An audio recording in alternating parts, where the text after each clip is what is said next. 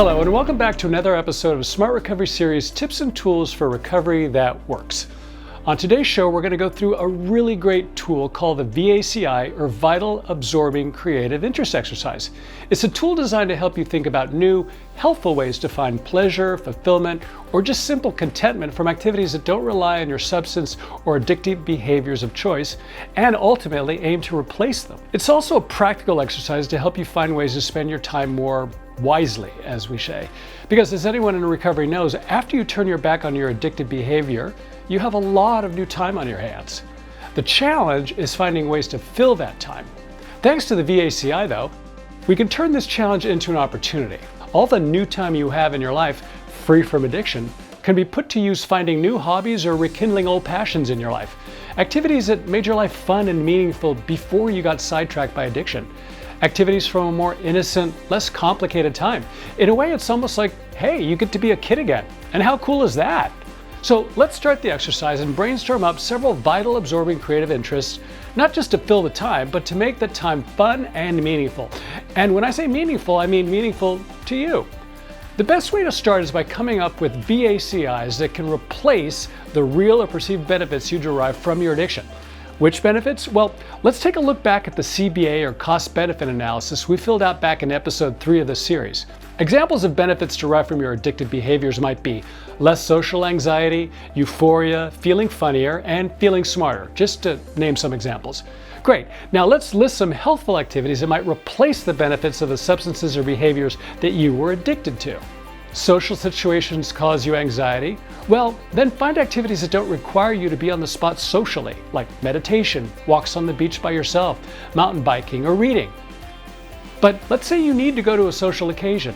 Well, try looking up some of the guests on LinkedIn or Facebook before the event to get a preview of what they're into. Then introduce yourself and ask questions about their work. People love talking about themselves. Need some euphoria? Try skydiving, ride a roller coaster. If you have the money, take flying lessons, try rock climbing, or just go to the gym and work out. Your brain will release dopamine and serotonin naturally, and you'll feel euphoric naturally. But listen, if you don't have the time or the money for these kinds of adrenaline-based activities, that's not a problem either. Sedentary activities like reading a thriller or murder mystery can also be exhilarating. There's also movies, audiobooks, YouTube videos, and podcasts. Want to feel funnier? Trust me, chances are that when you were wasted, people weren't laughing with you, they were laughing at you. So turn this dynamic around and actually earn it. Try to actually be funnier for real. And you can do that by signing up for a comedy improv class, go to a comedy club, read a book about comedy or comedy theory, or sit down with a pad of paper and just write jokes.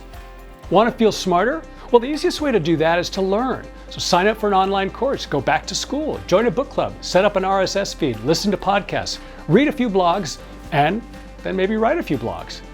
So now let's boil down these vital absorbing creative interests into a manageable to-do list of potential activities whose effects are more helpful substitutes to what you were used to doing. Add a column to the right of this list and rate how interested you are in these activities on a scale of 1 to 10 before you actually try them. Now, go try them. Then come back to your list, add another column, and rate that activity on a scale of 1 to 10 after you've tried them. You may find that some of the VACIs that sounded awesome in principle and were at the top of your list before you tried them didn't captivate you enough for you to really want to repeat them. And you may also find that the VACIs that were at the bottom of your list end up being your new favorite hobbies. Whatever those are, do them again. They're obviously making you happy. And these new VACIs don't need to be over the top risky, amazing, super trendy, or even particularly fascinating. Remember, nobody's watching you, nobody's judging you. This is about you. Do whatever works for you. Hey, I hope these smart recovery exercises really help. And if you've used them, we'd love to hear from you. And we'll also love your suggestions. Drop us a line at tipsandtools@smartrecovery.org. And as always, thank you for joining us. Don't forget to like and subscribe, and stay tuned for our next episode of Smart Recovery's Tips and Tools for Recovery That Works.